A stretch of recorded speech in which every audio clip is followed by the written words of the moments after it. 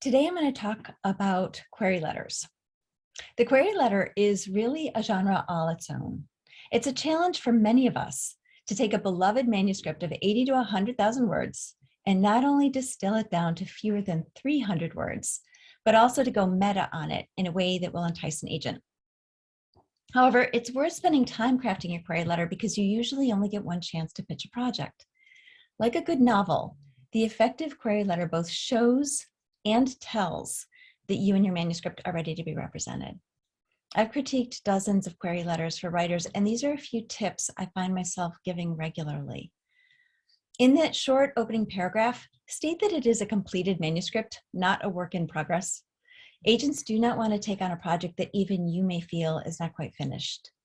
State the genre, title, and the word count. And for mysteries especially, be specific about the subgenre, whether it's a cozy, a thriller, historical, domestic suspense, or what have you. A statement such as, quote, "My cozy mystery, Bagels and Locksmiths, is complete at 75,000 words," accomplishes two things. First, giving a word count confirms your work is finished. Second, this statement suggests you know your subgenre and its conventions. If you say, "I have a children's picture book with 14,000 words, there's very little chance that it will get a read. That's a silly example, but you see my point.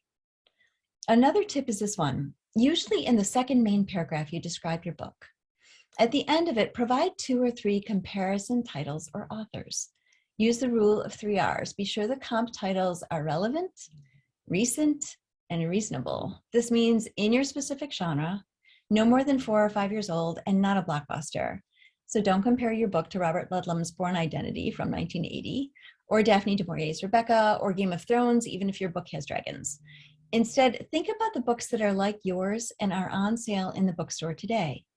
Comp titles are a great shorthand for helping an agent understand your genre and audience. They also show an agent that you know how to put on a marketing hat. An example might be something like this, quote, "Like contemporary thrillers by S.J. Rosen and Edwin Hill, my books take place in a bustling city and tackle themes of corruption and power."